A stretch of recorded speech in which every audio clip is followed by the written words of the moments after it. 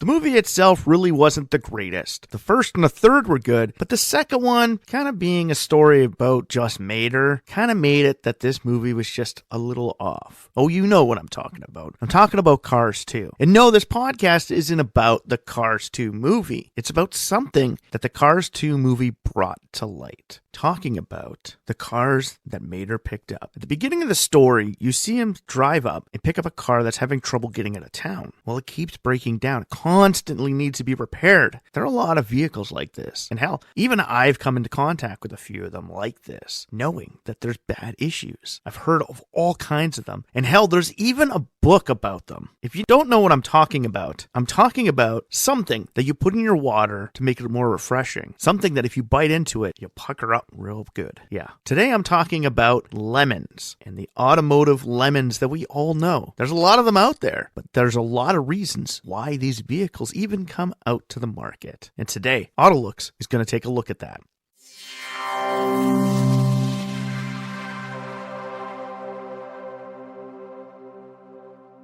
Welcome back to the AutoLooks podcast. I am your host, as always, the doctor to the automotive industry, Mr. Everett Jay, coming to you from our host website at AutoLooks.net. If you haven't been there, stop by, check it out, read some of the reviews, check out some of the ratings, go to the Corporate Links website page. Big or small, we have them all, car companies from around the globe. And a lot of the ones we're going to be talking about in this podcast, if they're still in existence, are on our website. So you can actually find these corporations' websites. Go to it and send them an email, or even if you really want to dive deep right into it, send them a letter. Oh yeah, remember that thing? Snail mail? You could do that all by utilizing the AutoLooks.net Corporate Links website tab at the top of the page. And while there, stop by, read some of the other things that we have. Hell, we have kids' books to help entertain and enlighten your children about the industry that we all love. The AutoLooks podcast is brought to you by Ecom Entertainment Group and distributed by Podbean.com. If you'd like to get in touch with us, send us an email over at email@autolooks.net. So like I said in the beginning, lemons. Yeah, we all pucker up that first time we try it. And I remember when I got both of my kids to try lemon for the first time. My son, immediate reaction. My daughter took a little bit longer. It's almost like it had to hit the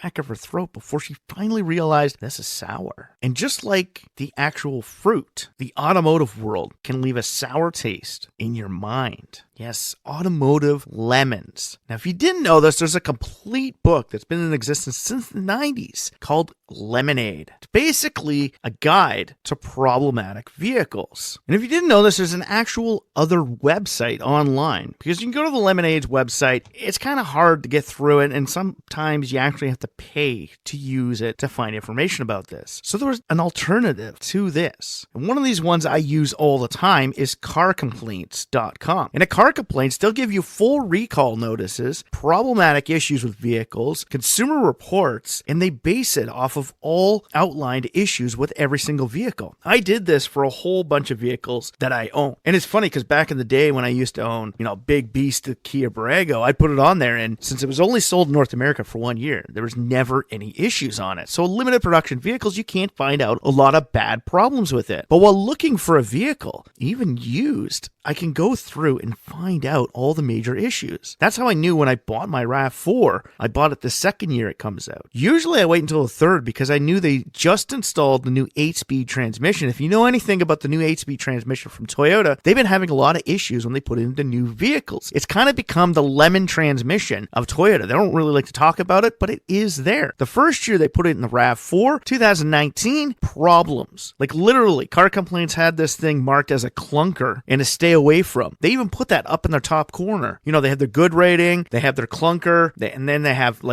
avoid like the plague. Okay? They tell you which vehicles to not touch. Now, I remember when I was looking for my new truck, I go on and I'd sometimes see some of these used vehicles. And then I saw this really low mileage Dodge Ram 1500. I'm going through them why? It's low mileage, but it's dirt cheap. There's got to be a catch. I'd run it through Car Complaints, check it out through the Lemonade guide, and bam. The year I was looking at was the most problematic one of all of them. And essentially it was tagged avoid like the plague. There were so many issues with it. So how do you avoid these things? Well, utilizing websites like this, when I go to look for vehicles, usually a starting plates. The AutoLooks.net website actually has it. If you click the recall tab, you'll get information. My three go-to sites, Edmunds.com, because you can get full reviews of the vehicles when they first came out, CarComplaints.com to find out any recalls and major issues with the vehicles, and then Fixya.com, which allows you to see what the price of fixing all of those issues is. So now you can gauge how good this vehicle really is. Now, had they had the internet as big as it is now back in the 1980s, my dad could have avoided this when he owned a Renault Alliance. He got it just after AMC went bankrupt, but they had an issue with it, and he brought it to the Renault dealership, complaining about this thing losing oil and having major issues with the head gaskets, and the mechanic at Renault even told him, "We know it's an issue. We can't fix it." They could not figure out how to fix those Renault 5s and Renault Alliances that literally just blew up. My dad managed to unload the car before he got into like major issues, but at the time, he was just starting to get back to work, so finances were still tight, and he bought a vehicle that literally the car company said, "It's a hunk of junk, and we can't fix it." Like, that is a dedicated Lemon product. And Lemon products have been around for a long time. One of the biggest issues running from the 50s all the way up until the 80s was rust. Chrysler and Dodge products were prone to this, like massively prone to this. It's the whole reason why the Roots Group, which is originally, this is going to be kind of funny, here's a little backstory. The Roots Group was essentially Chrysler of Europe, which they purchased from Peugeot. Kind of funny because Peugeot now owns them. So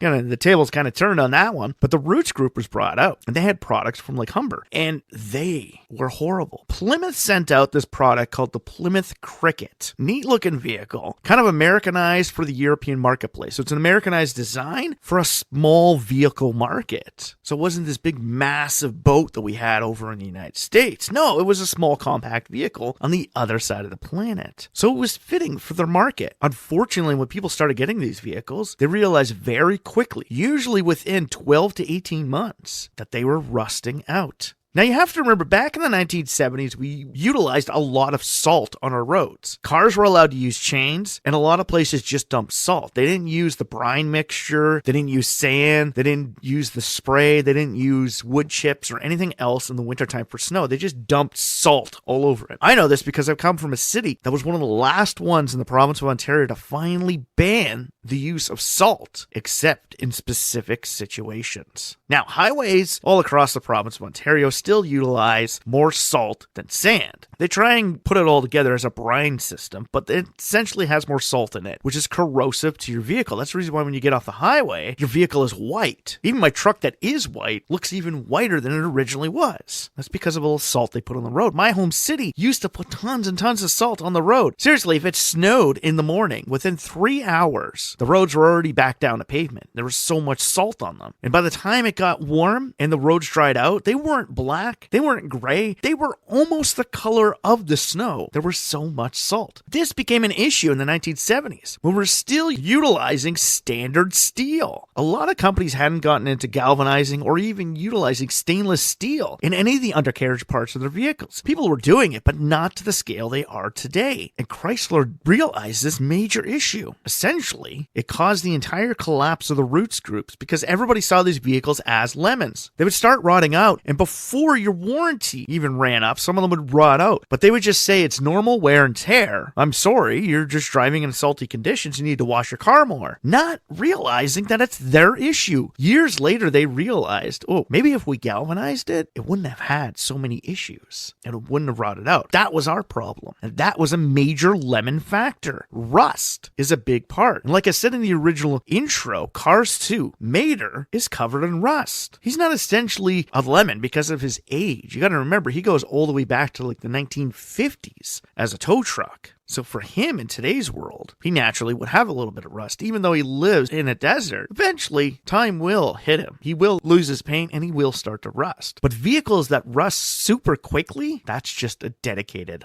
lemon. Similar to my dad's Alliance, oil consumption is a big thing. The funniest thing is there's a car company out there who has a very specific engine that has oil problems later on. You can consider it a lemon because most people know who I'm talking about. If you've ever owned a Subaru or even looked into buying a Subaru, like one that's used and at least between 5 to 8 years old, people will start telling you about massive oil consumption and oil loss. Their boxer engines have issues. Because of the rate that they run out, they tend to burn off more oil later on in their life. This really isn't set for a recall notice. It's just something that people have come to know about Subaru products. Oil consumption becomes a lemon issue later on. Now, your warranty is already done, and you're at the point that you're going to try and trade it in because, you've owned it for 6 or 7 years. You finally paid it off. Well, let's hope you have. So you want to get a new one. So most people wouldn't even understand this issue. But in the used car market, when you're buying these ones, you have to get used to keeping oil in your vehicle. I ran into this problem with my Suzuki. Once I hit about 125,000 kilometers, my Suzuki SX4 actually has 2 oil pans in it. It has your standard oil pan at the bottom of your vehicle, but it also has a drip pan at the top. Now, there's a seal around the drip pan, and when it starts to go, you literally got to pull the whole engine out and replace the seal. Now, I own that seal. It cost me $12, but to pull the whole motor out and half of it apart just to change that one seal can run me at a mechanic shop close to $5,000.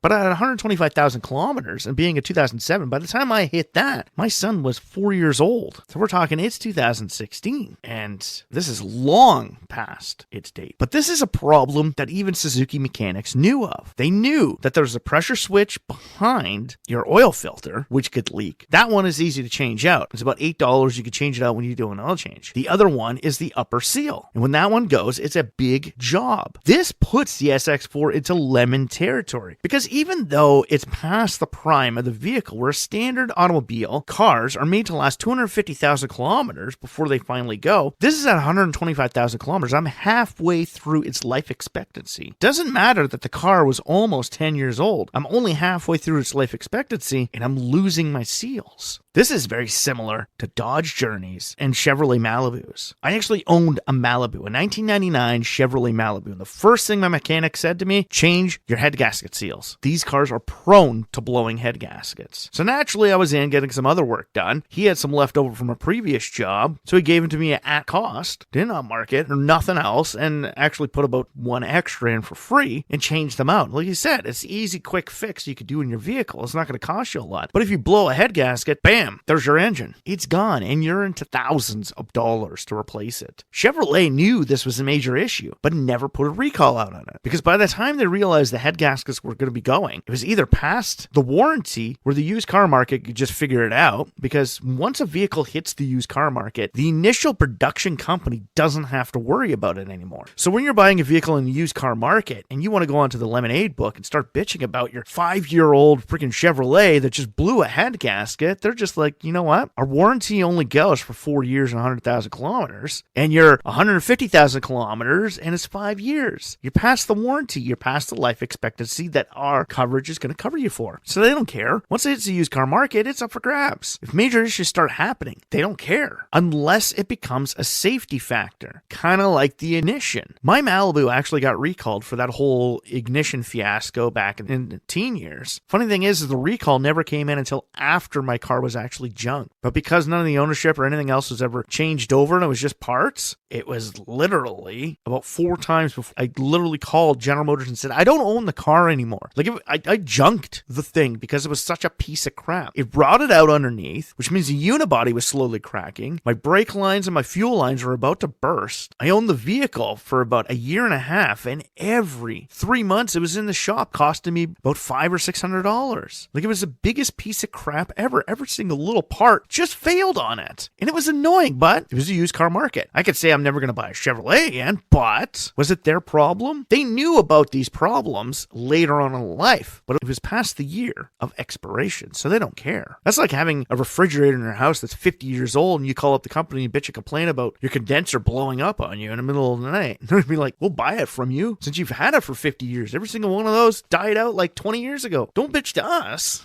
That's what car companies get into. The Journey Chevrys were famous for this as well. Same with the Dodge Darts. Usually a lot of North American products that have head gasket issues because they use such cheap products for their head gasket seals. It's cheap and easy to change them out on most of their vehicles, but most people don't know that. My brother-in-law had a Dodge Journey, and I'm surprised his head gasket didn't blow up, but they hardly ever drove it. He literally drove the thing into the ground within 5 years. And when he dropped it off at the dealership to get his new vehicle, it died on the way. It was overheating and everything. I'm like, your head gasket's about to blow. He was like, oh, no. They told me it was fine. I'm like, you're listening to your mechanic? Or the automotive guy that researches the entire car industry? The mechanic doesn't care because when your head gasket blows, he's going to make more money off of you. And because you just go to some general person, they really don't give a crap about you. I have a dedicated mechanic that I only deal with. So they know me and they know my vehicles. Something, if you're buying vehicles in the used car market, is to find yourself a trustworthy mechanic, somebody that's not going to try and overcharge you constantly. And when you look into these issues and call them out on it, some of these people will start to understand you know a little bit more about your vehicle than the average person, so he can't screw you over. It's a great thing to know. But in all reality, like, how do a lot of these vehicles make it out of the production? Don't they test them? Don't they run them through tons and tons of miles to see how long they would go? Well, they do. But a lot of these things are only tested between 15 to 20,000 kilometers. Essentially, that's the break-in period for a vehicle. Our RAV, because it was a demo vehicle, had 6,000 kilometers on it. So when I bought it, I had to break in my transmission and everything else in it. Even though it had gotten used to other drivers, it hadn't been broken in yet. And that's what you need to do. So them testing these things out, it's like it won't fail within the breakdown period. Some car companies go as far as testing them to over 100,000 kilometers, but even still, it doesn't give you the proper peace of mind knowing that it's going to last. North American standards, when I was back at school, because this is like over 20 years ago, when I was in college, the North American standard for vehicles were car-based unibody vehicles was 250,000 kilometers or 10 years. Trucks were 350,000 kilometers or 15 years. Is what the production rate was supposed to build them at. Any major issues that have come between those time periods can classify it as a lemon issue. That's something the car company should have taken care of before it went out the production floor. Today's standards are a little bit more different because we're now starting to transition to a new power sources, whether it be electric or hydrogen. So now our standards have to be retracted. And because of that, and because of such a shift in the change of vehicles, our quality has actually gone downhill. If you've noticed in the past couple of years, even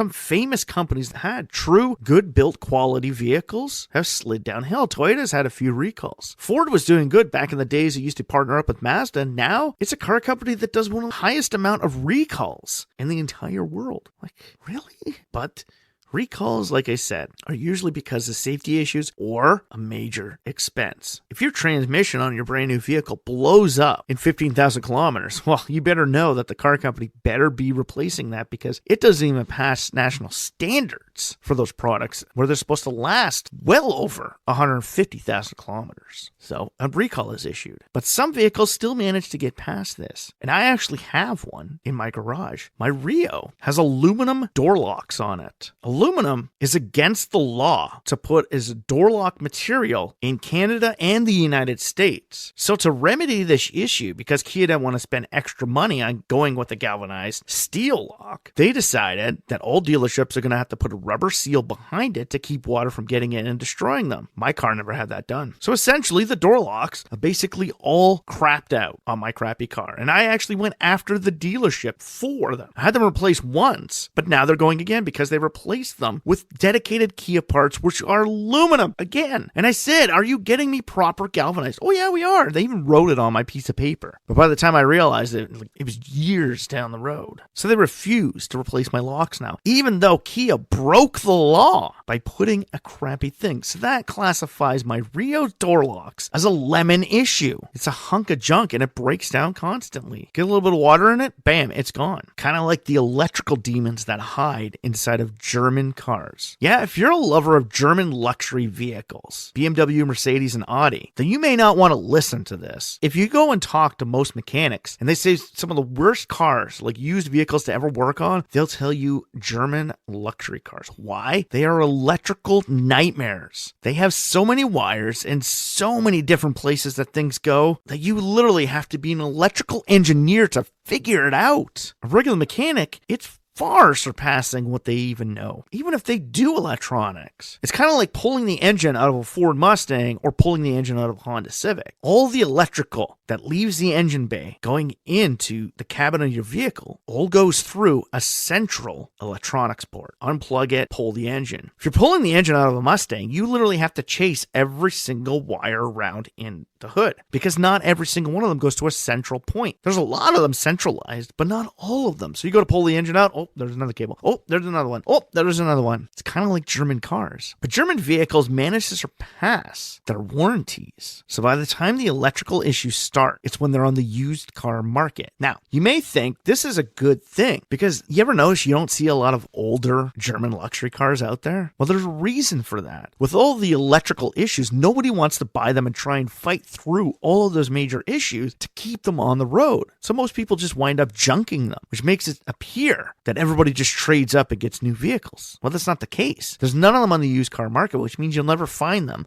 sitting in front of a trailer at a trailer park being run down. That's good for your image of your cars, but it's bad because then people start to wonder, why aren't there more of them around? I see older Cadillacs and Lincolns and Lexus. They're all out there. Why don't I see any of the German luxury makes? And then you find out they're major electrical issues. It causes a major lemon portion to them. Like seriously, go out next time you're getting work done. Ask your mechanic, what is the worst car you've ever worked on? And watch how many of them will say either BMW, Mercedes, or Audi. Yeah. And then you ask them, okay, well, what's the major issue that you always see? 90% of them will always say electrical. When electrical starts going, that's it. It's kind of like the Audi S4. When your Quattro system goes, it's a fortune to replace it only because of the labor that goes into pulling it out and putting a new one in because of all the wires, all the connections, and all the things that you can break, taking it out and putting it in. For the next one is technology. We get a lot of lemons in technology world, and putting improperly tested products into vehicles can cause a major lemon factor to a vehicle. GM and Ford did this in the 1980s to try and fend off the German diesel cars coming in. They made both Ford diesels and GM diesels, and they failed horribly. They knew how to put them in pickup trucks, but they didn't know how to put them into sedans. They literally got them working, ran them through the test without putting the entire car together, and figured, well, it's all good. Let's throw it out in the marketplace. And within a few months, issues started coming up. They got so bad that a lot of the vehicles were literally pulled from the market within 18 months. They literally only saw 2 years of production, almost like my Borrego, all because they tried to put new technology into their vehicles. Kind of like my 8-speed transmission. Or with my Borrego, another great thing about it, I owned the V6. There was also a V8 Kia Borrego. Yes, a Kia with a V8 engine in North America. Funny thing is, it wasn't that much bigger than the V6 in displacement size. It was a little bit better for towing compared to the V6, and that was about it. But you'd suck gas faster, and because it was a brand new engine, most of them started failing in under 80,000 kilometers. So much so that they were lucky they pulled the vehicle from the market, that they didn't have to do a recall on them, because any of them that were still left, literally when that got into the major issue, if it was under warranty, Kia just bought the vehicle back and said, we'll refund you, here you go. Not full refund, but it was such an issue. That's why you don't hear about it in Lemonade magazine or car complaints, is because they literally got rid of the problem before it became a bigger problem. Unlike cars like the Yugo, the Renault 5, the AMC Pacer, Gremlin, and Alliance, or hell, even some of the old Lada sedans, they had horrible build quality. They were just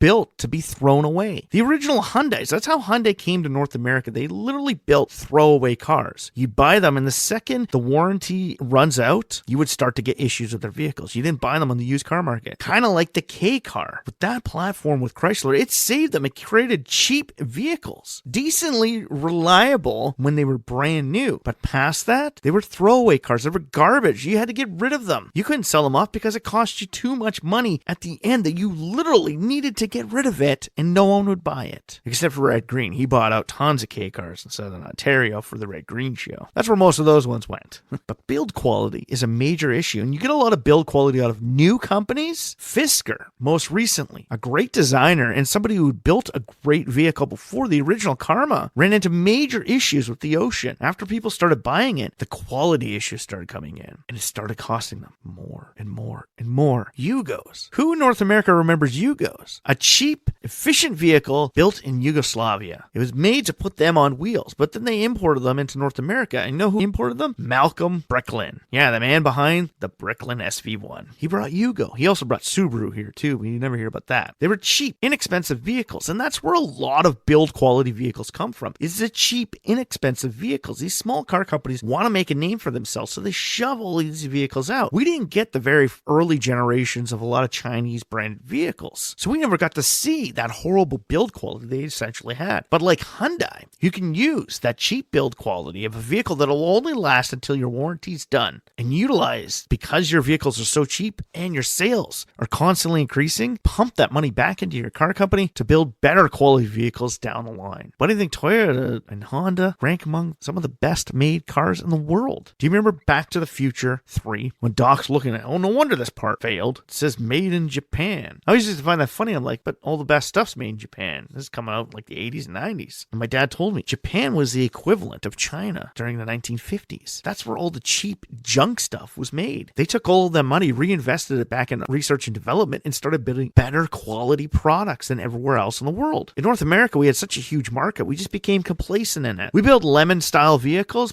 we'll just pull them off the marketplace and just let, the resale market figure it out. That mentality in North America has literally led to the Lemonade Guide, so that people understand what vehicles are crappy and should avoid. Because, as Kartsu said to us, long live lemons. When the lemons fought back and showed the world that they could rise against them. Yes, the lemon vehicles, the ones you buy and constantly have to repair and constantly have issues, they're lemons. I have an uncle that until he got his CRV, and he was probably in his 50s before he ever got it, he was so prone to getting lemons. He hated so many car companies out there. My dad bought cars from the same company as his brother, and he loved them. Lemons could throw people off from buying from a car company. They could cost you a fortune, and sometimes the lemons could be so bad it could lead to a recall, like the exploding Pintos. How many people look at those now and go, hey, that's a pretty cool old school classic car, not realizing the damn thing blew up. Same with the Corvair. The wheels tucked under and you roll over. It is an issue. It made it a lemon. A lemon. Product you need to avoid because it leaves a sour, bitter aftertaste in your mouth. And everyone knows someone who has owned a lemon car. Well, I've had my fair share of them too. But let's just say doing proper research will help you stay away from lemons. Unless you like lemon in your water. So how many lemons have you owned in your life? Tell me about some of the vehicles that you hated who gave you a bad aftertaste for that specific car company. Have you run into some of the issues like rust and oil consumption, fuel line breakage, build quality, technology issues, electrical issues? I ran into that with my CX-9 at the end. It started costing me a fortune to figure it out. Luckily, I got hit, and that was the end of that. So tell us about it. Send us an email, send us a comment, or just sign up on the AutoLooks.net website. Click the link below. Like, share, and follow us, and send it out to the rest of the world on any of the major social feeds or streaming sites that you found the AutoLooks podcast on. Tell people about the lemon vehicles that you have had and some of the ones that people need to stay away from. And after you've done that, stop by the website, go to the help pages, and find the links that'll help you find out all of the recalls and issues you can find in your vehicles, like carcomplaints.com. Stop by, read some of the reviews before you buy something to know that you're not going to be buying a crappy lemon. All vehicles have their problems, but some of them can just plain outright be avoided. And that is why the AutoLooks.net website has so many pages and so many links to help you avoid getting a bad design and a bad car. All from the AutoLooks.net website. The AutoLooks podcast is brought to you by Ecom Entertainment Group and distributed by Podbeam.com. If you'd like to get in touch with us, send us an email over email@autolooks.net. So for myself, Everett Jay, the AutoLooks.net website, and the Ecom Entertainment Group, strap yourself in for this one fun, wild ride that these bitter lemons are unfortunately going to take us on.